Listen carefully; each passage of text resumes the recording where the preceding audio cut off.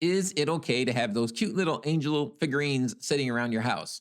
Well, if you're looking for an answer for that, I'm not necessarily going to give you that answer today. If you want to, that's fine. But what I am concerned about is how we view angels in the wrong way. They're not these cute little naked babies with wings like we like to think about sometime. When they show up where we could see them in Bible times, they look like men. There are different kind of beings that God has. We read about them in Revelation, maybe even in Ezekiel, where they look differently, but they're not these cute little baby, little cherub looking. Well, we call cherubs. That's not what they look like. So if you want to have them, okay. But the point here that we're going to have is that Jesus is better than the angels. Now you're probably saying, "Hello, I think I know that. I'm not putting little angels in my house because I think that they're better than Jesus."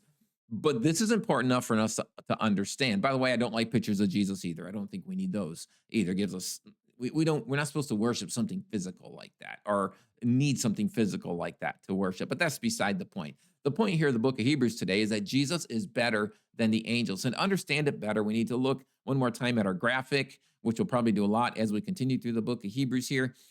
Is basically made up of three sections, each section telling them that Jesus is better than something about the law. This first section is that Jesus is better than the angels. Say, what do angels have to do with the law? Well, it is through angels that God gave the law to Moses. And he's better than Moses, through whom the law came, and he's better than the high priest. So the whole point is that Jesus is better than anything that has to do with the law. So you need to stay with Jesus and stop trying to go back to the sacrifices and things of the law. And so we have right here at the beginning, he starts talking about how Jesus is better than the angels. And let me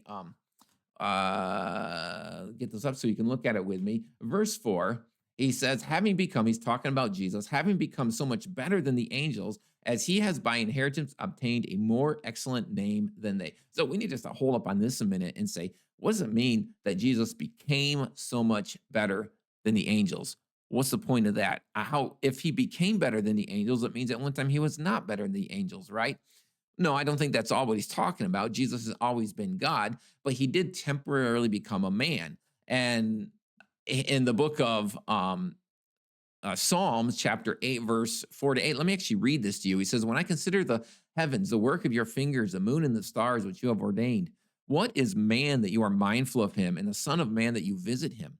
You have made him a little lower than the angels. You have crowned him with glory and honor. God has made man lower than the angels. When Jesus became a man, he humbled himself to become like that. And for a while, temporarily, to lay aside some of the privileges of his deity and to become a man. But then, after, of course, his resurrection, he went back up to sitting on the right hand of the throne of God. He never left his deity, but for a while, he took on humanity, which in that sense put him lower than the angels. And so we don't want to get too hung up on that Jesus, wow, was he lower than the angels? And after his incarnation, he became better than the angels or whatever. That's not what it's saying at all. He temporarily took on being a man. It says, and then he has by inheritance obtained a more excellent name than they. Well, does that mean he didn't have an excellent name before that? He didn't get honor until after that? Well, no, I think, let me explain this maybe by an analogy. Let's say that you're a person of good character. You want to do things that are right. You want to help people. You know that if somebody is in trouble, you'll help them. But other people don't know that. They haven't seen that. They don't know that that is inside you. But then one day you see a car accident and there's a car that's on fire. So you stop and risk your own life to drag someone out of the car. Now you're a hero. Now you go to the fire department, they give you a plaque. Now that person honors you. You do all that. Has anything changed about you? Nothing's changed about you. You just had the opportunity to show everybody what was on the inside. In a sense, I think that's what's happening here with Jesus. When he came, people could actually see him. We know about him. We know everything he did. And he earned that special honor. Nothing changed about his character. He always was God. He always was going to do what was right. He always had love. He always had justice. But it was just able to be shown to us in his incarnation, in his death, and in his resurrection. And so then we go on to talk about, or the writer of Hebrews goes on to talk about how Jesus is so much better than the angels. I mean, did any of the angels have what Jesus has? Look, he says here in verse 5, for to which of the angels did he ever say, you are my son, today I've begotten you? And again, I will be to him a father, and he shall be to me as a son. But when he again brings the firstborn into the world, he says, let all the angels of God worship him. And of the angels, he says, who makes his angels spirits and his ministers a flame of fire. So what he's doing is he's stringing together a bunch of Old Testament quotes here about just to prove that Jesus is better. You are my son, today I've begotten you. This is a quote from Psalm chapter 2, verse 7, which is generally seen as a messianic psalm. You are my son, today I've begotten you. It doesn't mean that Jesus didn't begin then. This was the psalmist's way of saying it, and the book of Hebrews is quoting from Psalms.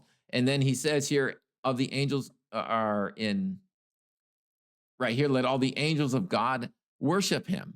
Well, of course, the angels worship Jesus. When we have Christmas time, we talk about how the angels came and they spoke to the shepherds and they told the shepherds that Jesus was born. Here they're out there, they're talking about him, and the angels are elevating Jesus. Now, we usually talk about how the angels sang. The Bible doesn't say they sang, but they were elevating him and they're saying, you need to go there, you need to see him, right?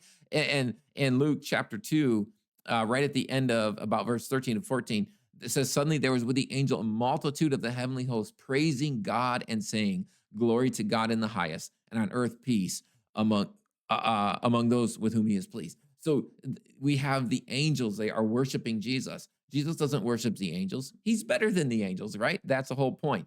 And in verse 7, it talks about how Jesus has eternal authority. It says, who makes his angel spirits and his ministers a flame of fire. So they say, okay, what in the world is he talking about here? Again, this is a quote from the Old Testament. It's a quote from Psalm 104, where it says the same thing. It says, who makes his angel spirits, his ministers a flame of fire. And there's some discussion about what exactly does that mean. This whole passage in Psalm 104, where the quotation comes from here, it's talking about how great God is. There are some phrases in there that he's clothed with honor and majesty. He clothes himself with light. He lays the beam of his house in the waters. It goes on just about how great God is. And part of this whole discussion of how great God is says he makes his angel spirits, his ministers, a flame of fire. The word angels there could also be translated as messengers, could be human messengers, could be angels. It's hard to know. So it's unclear exactly what the writer of Psalmist meant. The writer of the Psalms meant, the psalmist, what he meant. But the point here is that the psalmist was describing poetically how great God is, and he just uses this phrase about his angels being ministered. That it turns out to be a messianic psalm, and the writer of Hebrews pulls this in here to describe that, saying, look, this is all about Jesus, okay? Everything is about Jesus. He's a great one. Even the angels are subservient to him. But on the other hand, in verse 8, but to the Son, he says, your throne, O God, is forever and ever. So see the comparison from verse 7, his angels, they are spirits. Okay, that's how the writer of Hebrews interprets this. The angels are spirits, and they're ministers, okay? Not so with Jesus, verse 8. And Jesus is a son. See the difference between the angels who serve and the son who is in charge. To the Son, he says, your throne, O God, is forever and ever. A scepter of righteousness is a scepter of your kingdom. So we have the difference between the angels who serve and Jesus who is in charge. And so more quotes from the Old Testament, but I want to go down to verse 10. Verse 10, it says, you, O Lord, in the beginning laid the foundation of the earth, and the heavens are the work of your hands. They will perish, but you remain. They will all grow old like a garment, like a cloak. You will fold them up, and they will never be changed. But you are the same, and your years will not fail. Again, this is a quote from Psalm 120. From Psalm 102, verses 25 to 27. And that passage is prayer of an afflicted person mourning over trouble. And he mentions how his days are coming to an end, but God endures forever. And the writer of Hebrews applies that to Jesus, obviously believing that Jesus is God. What the psalmist said about God, the writer of Hebrews says about Jesus. So he's saying, look, you have all this idea of angels. Angels, they're great. They're servants of God. But Jesus is better. You need to serve him. Again, he goes into verse 13. But to which of the angels has he ever said, sit at my right hand till I make your enemies your footstool? No angels get that. None of the angels are sitting at the right hand of God. That's a place that's only for Jesus. So why would you go back to the law that is given through angels to Moses? Why would you do that when you have Jesus? Look at verse 14. Are they not all ministering spirits sent forth to minister for those who will inherit salvation?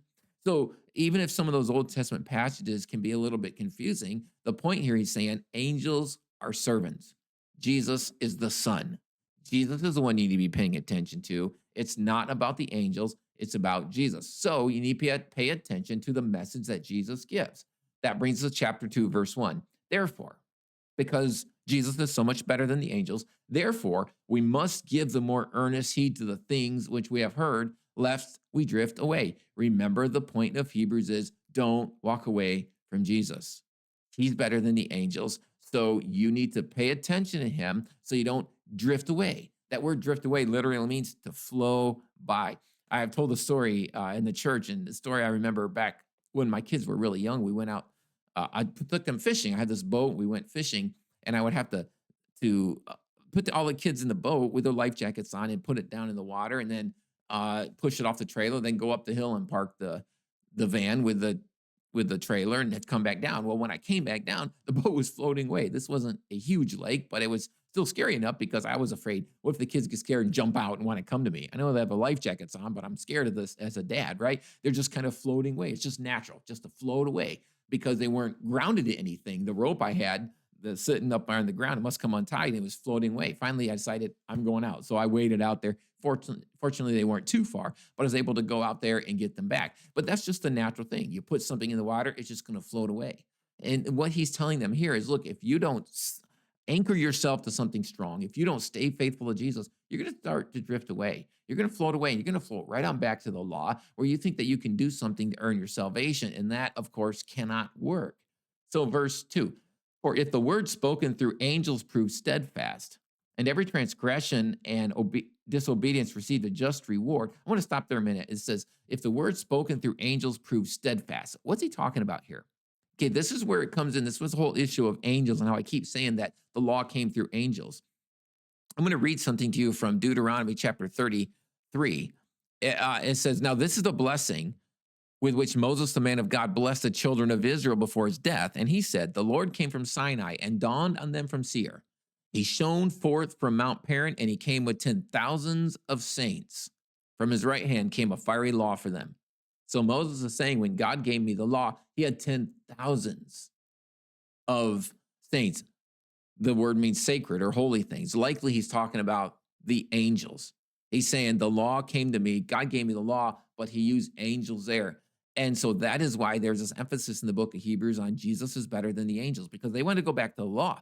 And the law was given through angels. And God's saying, no, you need to, the writer of Hebrews is saying, you need to pay attention to the message that came through Jesus more so than the message that came through the angels. The law was important, but the law would eventually point to Jesus. So don't pay attention just to the information that came through the angels. You need to pay attention to the message that came through Jesus, which of course is the gospel. So you need to pay attention to the gospel. Now we get to where it gets really serious. We get to the warning. He says, for if the word spoken through angels proved steadfast, and every transgression and disobedience received a just reward. Okay, that's the law.